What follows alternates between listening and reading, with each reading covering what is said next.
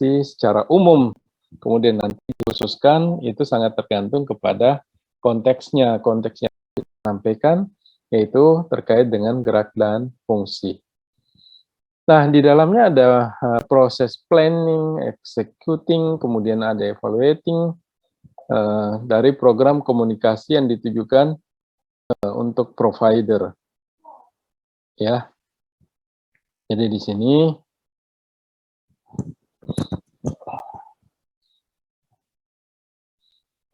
nah, kembali ke komunikasi, bahwa komunikasi itu harus efektif. Artinya apa kalau efektif? Artinya ini yang bisa menggerakkan orang. Tadi ada menggerakkan ya. Kalau itu tidak menggerakkan orang, itu berarti komunikasinya tidak efektif. Karena banyak orang tuh just to know ya, atau nice to know. Cukup. Kalau kamu udah tahu, kamu udah paham, harusnya kamu sadar ya. Sudah tahu bahwa kalau kalian datang ke kampus,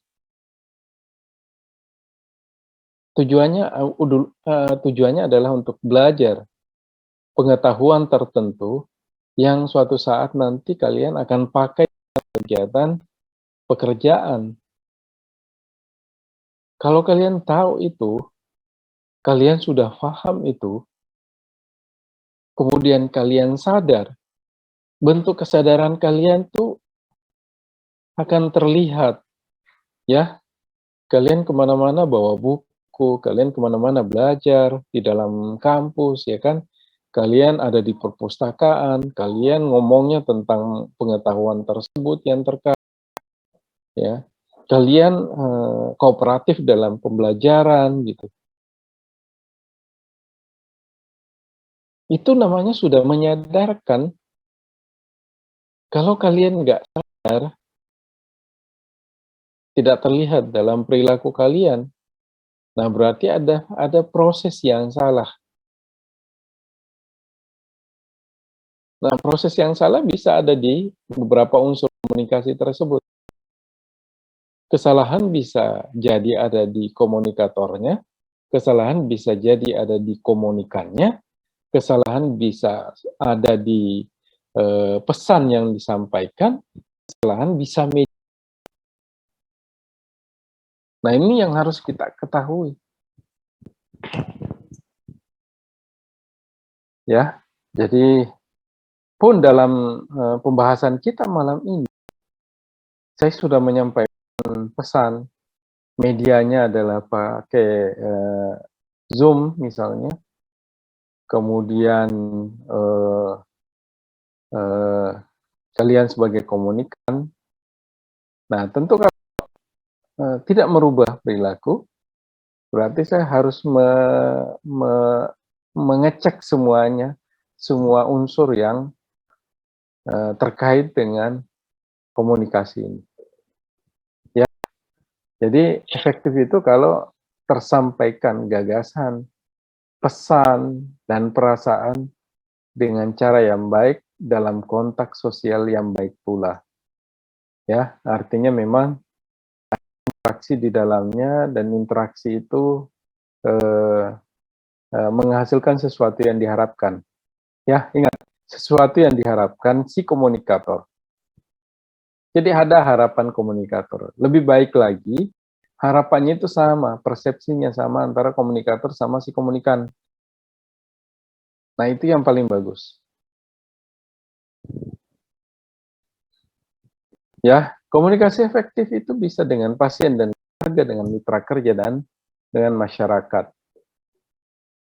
Nah, nanti kita sebagai fisioterapi, ya, saya terapis, Anda calon ya, belum jadi terapis, tapi calon fisioterapis. Tentu tidak akan lepas dari kaitannya dengan pasien dan keluarganya, dengan mitra kerja, dan masyarakat. Nah, kemudian apa itu manajemen informasi? Ya, yaitu mengakses dan menilai pengetahuan. Jadi bagaimana mendapatkan informasi itu, kemudian bagaimana informasi itu, atau menilai pengetahuan tersebut. Ya, itu adalah informasi, manajemen informasi. Mendiseminasikan informasi dan pengetahuan secara efektif kepada profesional kesehatan pasien masyarakat dan pihak terkait untuk peningkatan mutu pelayanan kesehatan. Jadi ada satu kaidah, ya, kaidah pengetahuan di dalam profesional kesehatan bahwa segala tindakan kita itu harus berlandas base, ya, harus ada evidence-nya. Kalau kalian mau berbuat apa-apa kaitannya dengan pasien, keluarga, dan masyarakat, harus ada evidence-nya. Nggak bisa kalian asal melakukan tindakan tanpa evidence. Karena kita ini adalah kaum intelektual, ya. Kita adalah profesional yang memang dibangun berdasarkan landasan ilmiah yang kuat. Jadi apapun tindakan kalian terkait dengan kegiatan profesional, itu harus bisa dipertanggungjawabkan. Dalam artian harus punya landasan ilmiah. Tidak bisa lagi kalian berperan sebagai penjual obat, testimoni. Itu tidak dikenal, ya. Tidak ada lagi istilah itu. Jadi yang harus kalian lakukan adalah bagaimana dasar-dasar ilmiah diterapkan kegiatan profesional, ya. Jadi makanya disampaikan melalui misalnya ada publikasi penelitian, ya kan. Publikasi penelitian memberikan informasi terkait hasil temuannya kepada masyarakat, kepada kelompok, kepada individu. Itu adalah mendiseminasikan informasi dan pengetahuan.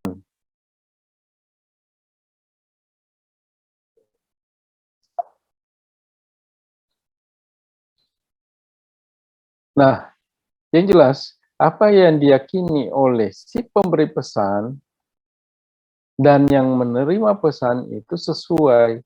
Jadi ada kesamaan persepsi, ya. Apa yang diterima oleh si komunikan itu sama dengan yang ingin disampaikan oleh komunikan. Kalian butuh informasi apa, saya bisa berikan. Tujuannya apa? Supaya perilaku komunikan berubah. Sikap, pengetahuan itu berubah sesuai dengan harapan si komunikator.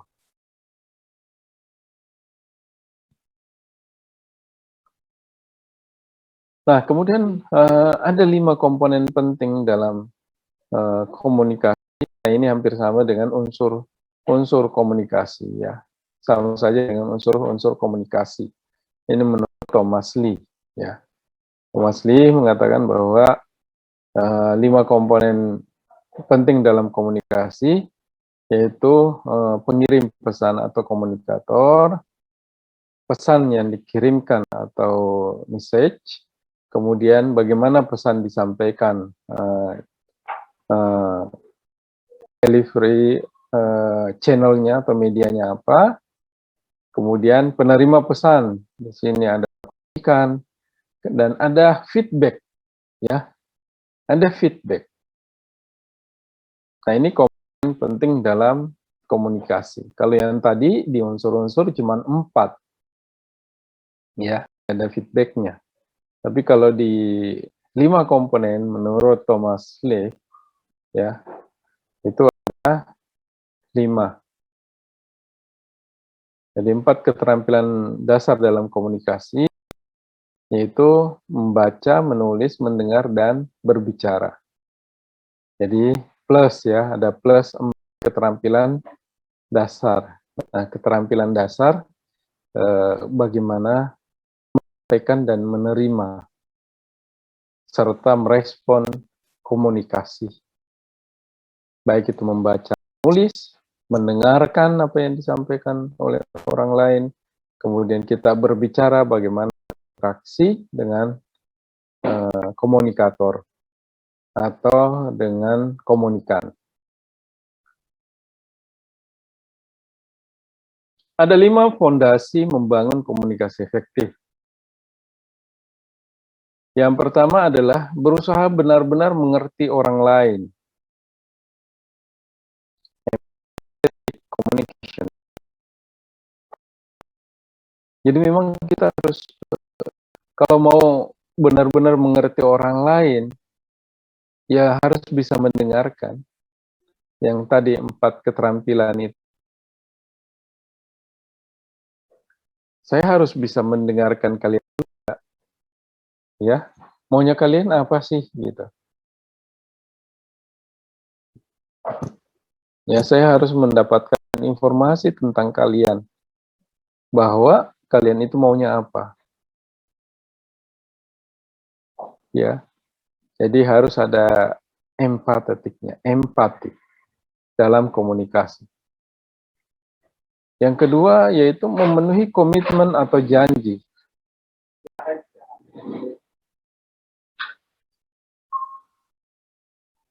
Memenuhi komitmen atau janji. Dalam berkomunikasi harus ada saling percaya ya.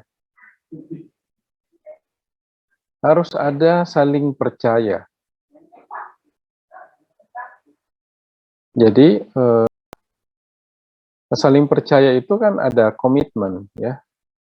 Komitmen terhadap apa yang kita sampaikan atau orang lain berkomitmen terhadap apa yang dia sampaikan. Apalagi itu terkait dengan janji. Kemudian menjelaskan harapan. Saya punya harapan ke kalian. Kalau saya tanya, harapan saya ke kalian adalah kalian bisa jawab sesuai dengan pertanyaan saya tentunya. Dan kalian bisa menjawab sesuai dengan harapan saya. Kemudian meminta maaf secara tulus ketika Anda membuat kesalahan. Jadi harus punya empatetik tadi ya. Empatetik tadi yang pertama itu adalah berusaha benar-benar mengerti orang. Kalau orang itu gesturnya memperlihatkan dia kecewa, mungkin ada yang salah dengan kita. Ya, misalnya kelihatan nggak suka gitu pada saya harus introspeksi diri dong. Harus ada harus ada pemahaman akan diri saya sendiri, ya. Jadi bagaimana saya berkomunikasi dengan diri saya sendiri. Jadi intrapersonal komunikasi saya harus berjalan supaya saya bisa memahami diri saya sendiri. Dengan melihat Anda semuanya, saya bisa memahami, oh ternyata apa yang saya sampaikan sampai itu. Mungkin suara saya terlalu kecil, ya, sehingga Anda tidak mendengarkan apa yang saya sampaikan. Misalnya, oh kenapa sih kalian semuanya pada ribut pada saat saya ngobrol gitu, pada saat saya berbicara, oh kalian ikut berbicara juga, kalian ribut gitu. Ada yang salah nggak gitu? Oh ternyata suara saya kecil. Atau pesan yang saya berikan tidak jelas. Pada saat terjadi seperti itu, mestinya kalian menyampaikan, maaf Pak, saya nggak dengar apa yang Bapak sampaikan. Atau saya tidak jelas dengan apa yang Bapak sampaikan gitu. Oh gitu. Ya udah, saya akan berusaha memberikan penjelasan sebaik-baiknya kepada kalian, sehingga kalian bisa memahami apa yang saya sampaikan, ya. Kemudian memperlihatkan integritas pribadi. Nah, ini yang paling penting supaya ada saling memahami, saling mempercayai. Maka kita harus tahu bahwa seseorang itu punya integritas yang baik. Saya tidak ada keraguan dengan kalian karena kalian orang-orang yang punya integritas yang baik. Integritas yang baik itu artinya apa ya? Satu kata dengan perbuatan. Gitu. Kalau kalian ujian, saya tinggalkan nggak ada masalah. Kalian bisa menyelesaikan tanpa melanggar ya kan? Melanggar itu tidak mencontek, tidak bekerja sama. Karena kan ini ujian personal, mau menilai kemampuan seseorang. Ya, saya pergi, saya tinggalkan, saya bilang 30 menit, selesai, kalian selesai 30 menit. Nah, di situ ada yang namanya integritas pribadi. Itulah fondasi bagaimana kita membangun komunikasi yang efektif. Ya, diingat baik-baik bahwa berusaha benar-benar mengerti orang lain, empatetik. Kemudian memenuhi komitmen atau janji, menjelaskan harapan. Si komunikator harus jelas apa yang diharapkan. Kalau ada yang salah, ya terus meminta maaf, ya kan? Nah, supaya bisa meminta maaf kan harus bisa melihat situasi, harus bisa memahami orang lain, ya, harus tahu bahwa dia punya komitmen, ya, gitu. Kemudian memperlihatkan integritas pribadi, bahwa dia orang yang, ya tadi ada komitmennya, dia orang yang sama kalau ngomong sama yang dia kerjakan. Orang yang punya keteguhan hati, punya prinsip dalam hidup, punya loyalitas yang tidak diragukan lagi. Ya, itu namanya integritas. Makanya biasanya kita disuruh tanda tangan fakta integritas. Gitu. Saya misalnya beberapa kali diminta menyeleksi soal-soal. Saya diminta untuk menandatangani fakta integritas bahwa saya tidak akan melanggar, tidak akan membocorkan soal-soal yang saya pilih, ya kan? Tidak punya kepentingan, tidak uh, tidak bisa didomplengi orang lain, ya. Jadi memang punya bisa lah orang-orang seperti itu. Ini makhluk langka ya. Jadi nggak semua orang bisa. Kemudian unsur-unsur komunikasi. Tadi sudah disampaikan ya. Komunikator komunikan pesan, ada ini ada kesepahaman perilaku. Nah, artinya ini apa? Kesepahaman perilaku itu ada saling pengertian. Nah, kemudian proses komunikasi adalah tujuan komunikasi untuk apa, pada siapa, dan harapan apa. Kemudian pemahaman akan isi pesan, unsur yang terdapat dalam pesan. Di sini ada 5W, 1H, what, why, when, where, who, dan how. Kemudian mengembangkan media komunikasi yang diprediksi memberikan dampak. Ya, nah ini juga terjadi di dalam pelayanan fisioterapi. Jadi harus ada proses komunikasi. Dengan siapa kita berkomunikasi? Dengan sejawatkah? Dengan pasienkah? Dengan atasan? Ya, atau dengan bawahan? Siapapun yang terkait dengan pelayanan itu, ya, kita harus bisa menjelaskan tujuannya. Harus ada tujuan. Kemudian pesan. pesan-pesan yang disampaikan harus bisa dipertanyakan juga, ya. Apa maksudnya ada peraturan itu? Seperti sekarang ini lagi ramai penolakan pegawai KPK yang dihentikan ya secara sepihak oleh KPK karena dianggap tidak lulus dalam tes wawasan kebangsaan gitu. Itu kan mereka mempertanyakan untuk apa ada tes itu? Kalau hanya untuk menilai integritas mereka, mereka sudah berkorban, ya. Apa tujuannya? Kenapa? Gitu. Jadi itu harus bisa memberikan pemahaman begitu ada pertanyaan-pertanyaan seperti itu, harus bisa dijelaskan. Jadi nggak bisa lagi kita mengabaikan pertanyaan-pertanyaan yang ada, karena memang kita dituntut untuk bisa mendengarkan, memahami, ya, dalam proses komunikasi itu. Jadi kemudian bisa mengembangkan media komunikasi yang diprediksi memberikan dampak. Untuk saat ini media yang kita pakai, ya, dalam proses pembelajaran lebih banyak menggunakan aplikasi Zoom misalnya. Dan kita harus bisa kembangkan itu sebenarnya. Sebenarnya kita sudah ada pengembangan itu loh. Nggak pakai Zoom sebenarnya juga udah bisa. Di VLC itu sebenarnya ada itu. Sudah dikembangkan ke sana. Cuma kita belum pakai ya. Saya juga belum familiar.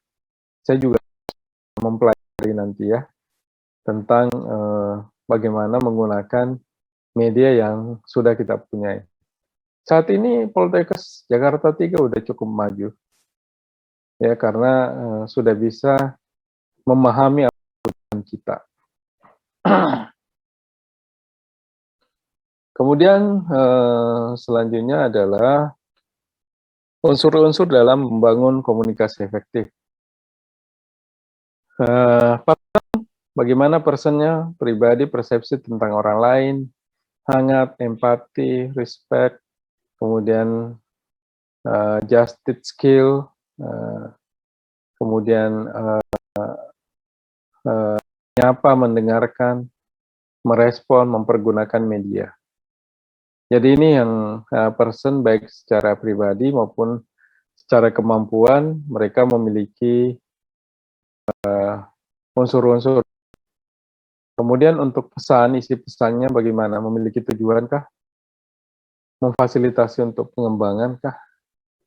Ya. Nah, itu unsur dalam membangun komunikasi efektif. Kemudian ada juga blok terhadap komunikasi. Pandangan yang berprasyarat tentang orang yang terlibat dalam komunikasi. Ya. Jadi dalam berkomunikasi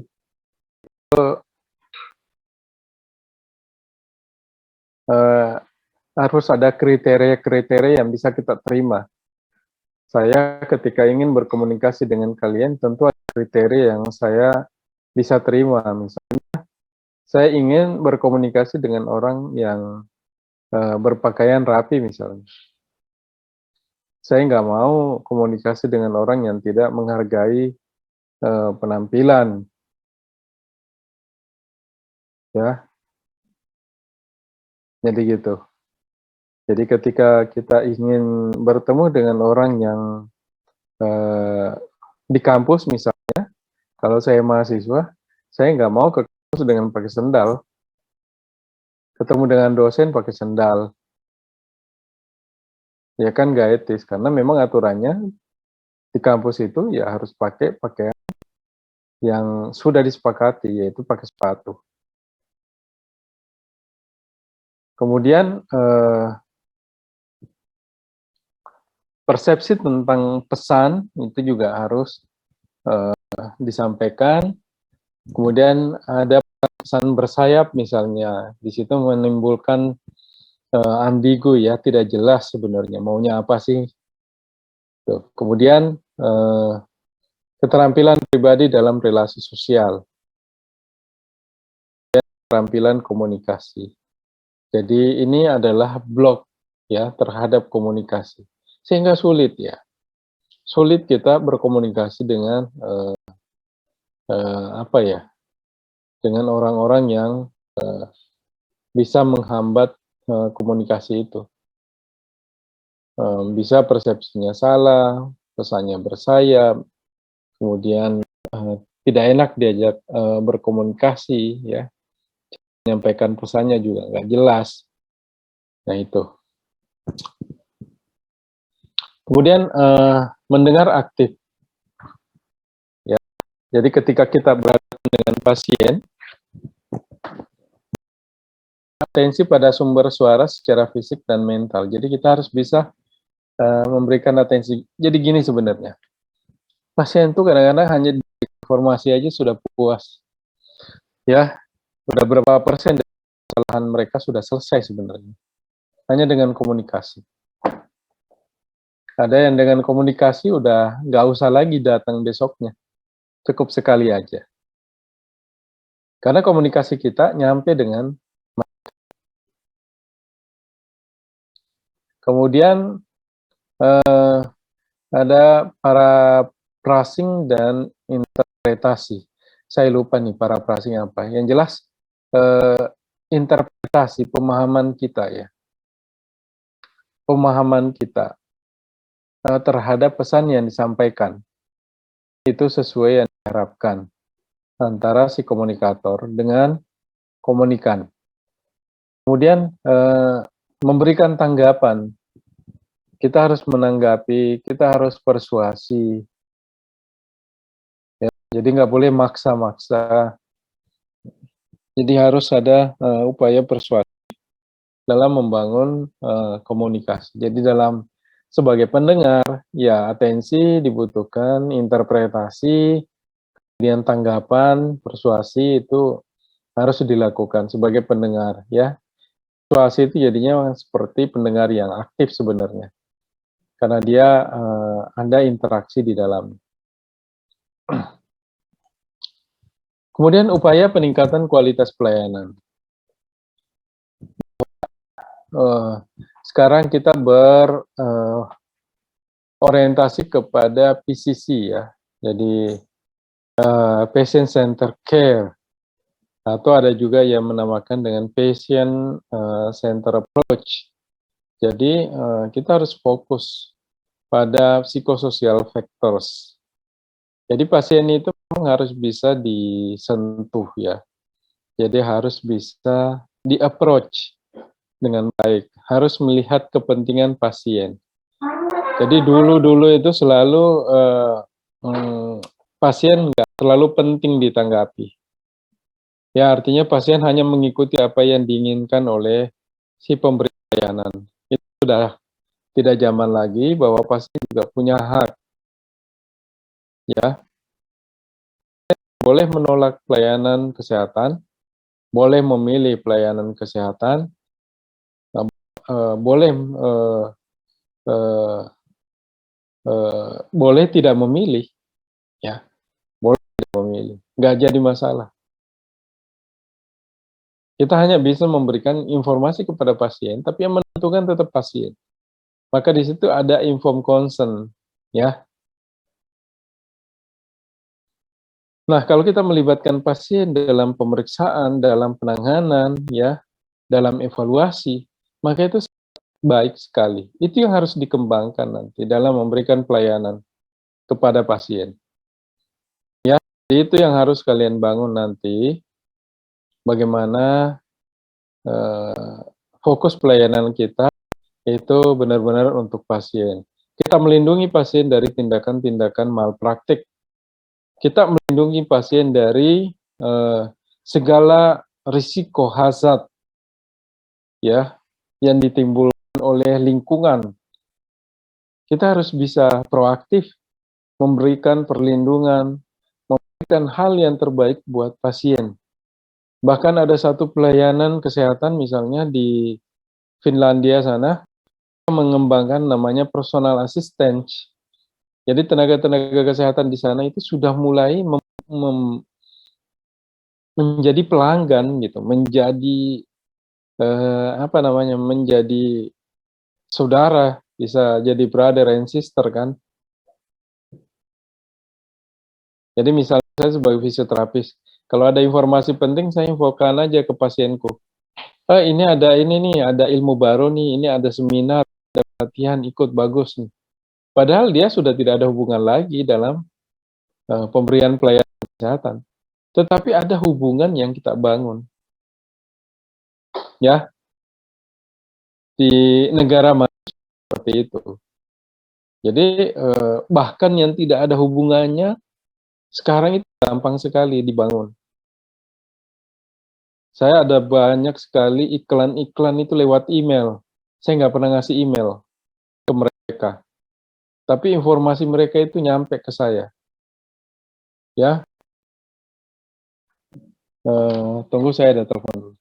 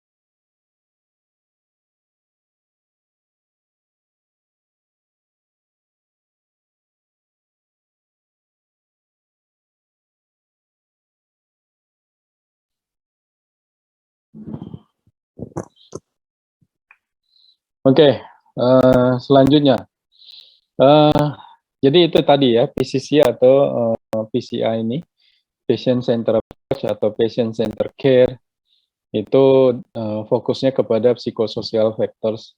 Jadi kita benar-benar harus bisa mengenali secara psikososial, eee, faktor-faktor yang bisa mempengaruhi, pasien. Jadi memang, mmm, pasien ini harus didekati, sehingga, informasi yang kita sampaikan diterima. Kemudian memberikan edukasi atau informasi terkait dengan kondisi dan manajemen. Jadi edukasi fisioterapi tentunya itu edukasi terkait gangguan gerak dan fungsi, itu juga harus diberikan ya. Dan, selanjutnya adalah, dukungan self management pada pasien. Jadi, mengharapkan agar pasien itu mandiri ya, dalam meningkatkan kesehatan gerak fungsinya, mhm, sehingga tercapai derajat kesehatan yang diinginkan. Oke, kemudian pihak terkait dalam, therapeutic communication itu, yang pertama adalah provider lain ke fisioterapis. Jadi ini, kerjasama antara tenaga kesehatan. Jadi memang kita harus membangun, apa namanya, IPE dulu ya, kalau kalian mahasiswa kan harus udah belajar IPE belum? Interprofessional Education, udah ya? Siapa yang ngajar?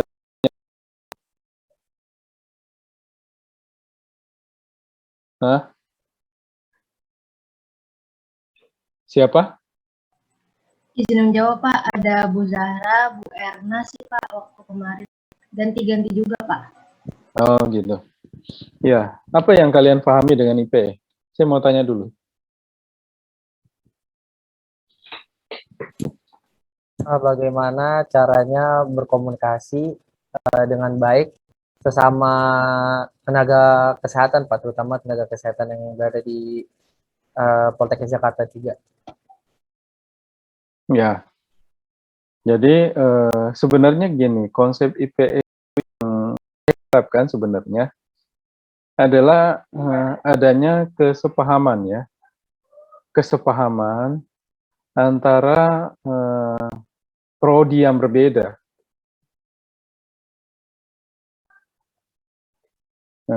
Tunggu saya ada telepon.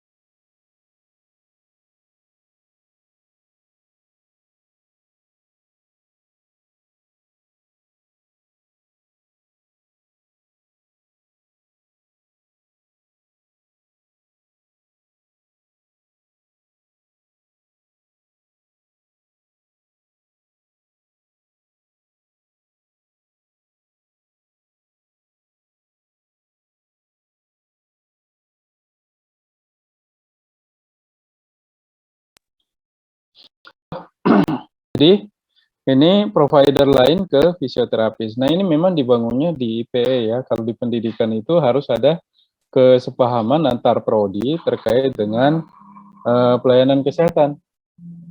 Ya, itu yang pertama. Kemudian fisioterapis dengan fisioterapis. Nah, ini harus kan biasanya sesama fisioterapis juga ada kerjasama kan. Nah, itu harus ada komunikasi yang baik antara pimpinan sama bawahannya atau selanjutnya. Ya, antara junior sama senior harus ada. Kalian nggak bisa jadi profesional yang baik kalau tidak ada mentor, tidak ada senior yang membimbing. Jadi harus ada senior yang membimbing. Makanya kalian harus respect sama senior. Ya, saya kalau ini teman-teman di luar negeri itu yang namanya junior itu sangat menghormati seniornya. Ya, jadi saya misalnya saya beberapa kali di Korea itu fisioterapis junior itu nggak makan kalau seniornya nggak makan duluan. Jadi dia persilahkan dulu seniornya untuk makan, baru dia makan. Kalau di kita kan nggak begitu biasanya. Ya. Kemudian fisioterapis dengan pasien atau klien juga harus komunikasinya juga harus baik. Ya. Halo, apakah suara saya terdengar? Kok kayaknya ada orang yang santai ngobrol? Dengar Pak. Terdengar, Pak. Terdengar, Pak. Dengar Pak. Ya. Dengar, Pak. Oke, kalau saya ngobrol, kalian juga jangan ngobrol. Jadi komunikasi kita nggak nyambung. Percuma kita belajar komunikasi. Ya, jadi saya harus menyampaikan apa yang saya lihat gitu ke kalian. Jadi fisioterapis dengan pasien atau klien itu juga harus dibangun ya. Jadi bagaimana cara membangun komunikasi pasien dengan fisioterapis dengan pasien. Ya tadi bahwa kita harus bisa mendengarkan komunikan. Jadi jangan terlalu dominan dalam berkomunikasi. Seperti saat ini saya terlalu dominan sebenarnya dalam berkomunikasi, memberikan informasi. Mestinya kita bisa mendengar apa yang ingin kalian atau apa yang ada di dalam pikiran kalian. Atau mungkin ada yang mau bertanya. Kan gitu. Nah, kemudian hal-hal yang perlu dikomunikasikan adalah promosi hasil adopsian, temuan yang terbaru, yang terbaik, kemudian membuat konsep yang baru, standar pelayanan yang baru, publikasi temuan-temuan, parameter ukuran yang terbaru, merubah atau membuat prioritas yang baru, menghadapi dan beradaptasi dengan perubahan atau kebijakan kesehatan. Nah, cukup banyak hal-hal baru yang mesti kalian ketahui, misalnya perubahan definisi fisioterapi, kemudian jenjang-jenjang pendidikan fisioterapi, kemudian informasi-informasi dengan pelayanan fisioterapi, kemudian kalian juga harus tahu peraturan-peraturan misalnya bagaimana PMK 65 diterapkan, mengetahui PMK 80, mengetahui Undang-Undang Tenaga Kesehatan, itu informasi baru yang harus kalian ketahui sebagai insan-insan fisioterapi. Ya, jadi ya perkembangan fisioterapi sekarang apa saja misalnya. Sekarang spot fisioterapi berkembang pesat. Sekarang ilmu neuroscience juga berkembang sangat pesat. Tunggu ya. Saya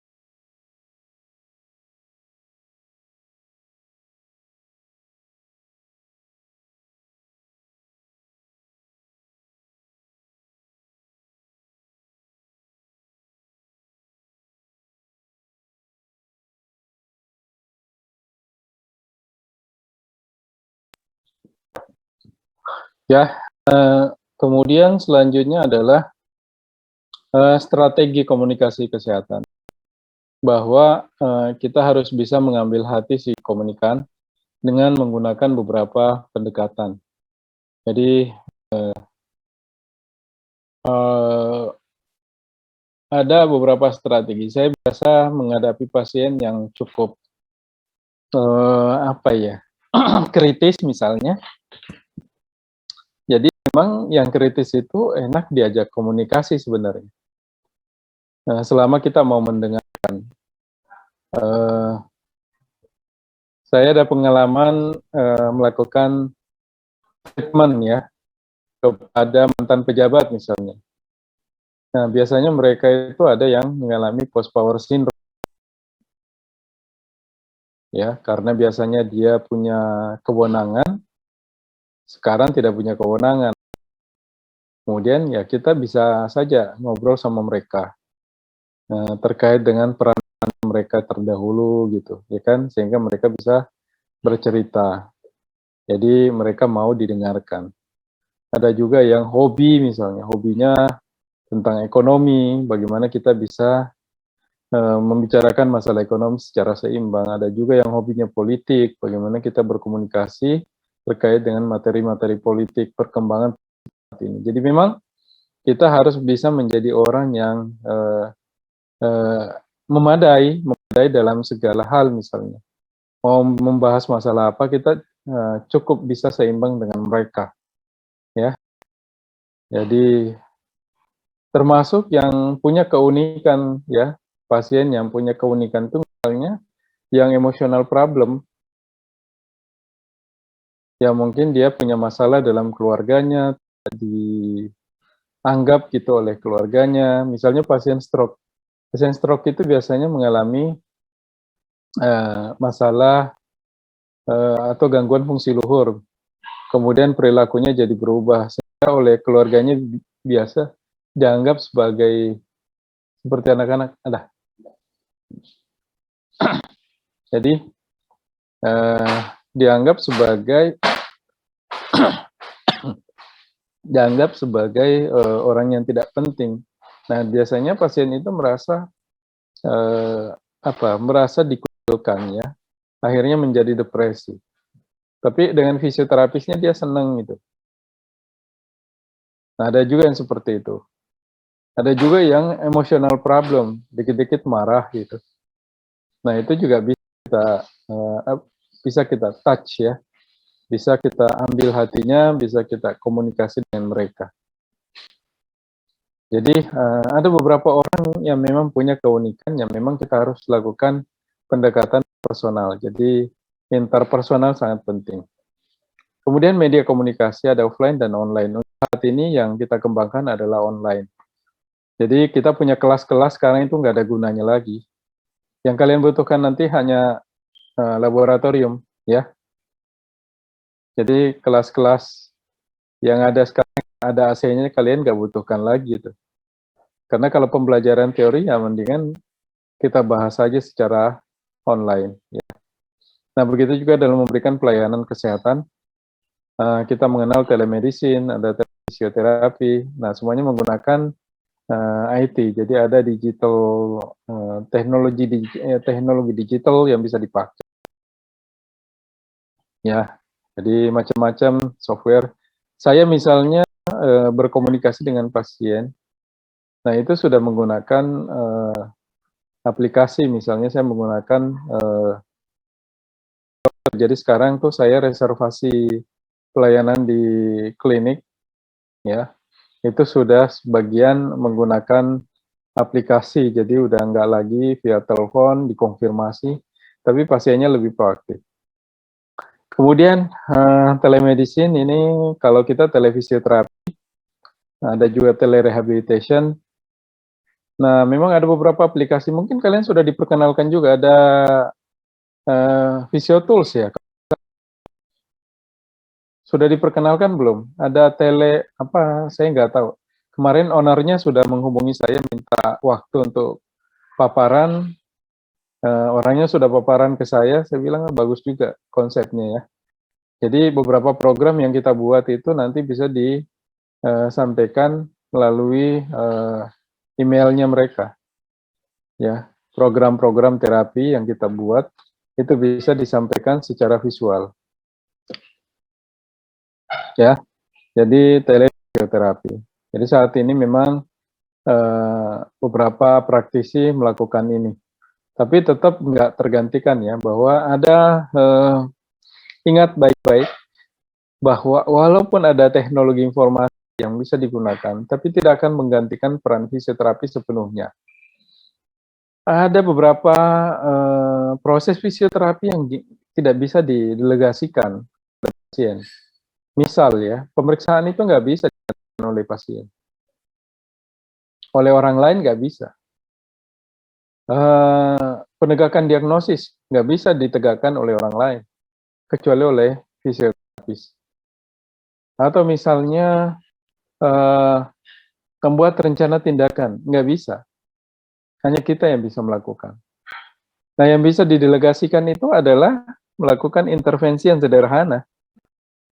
Misalnya untuk mengurangi nyeri pinggang, latihan-latihan yang kita sarankan, tapi yang sederhana saja.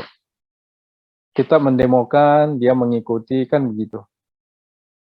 Ya, seperti ini, dia demokan, kemudian diikuti oleh pasiennya. Evaluasi pun begitu, nggak bisa digantikan. Ya. Oke, saya kira itu. Kalau ada pertanyaan, silakan.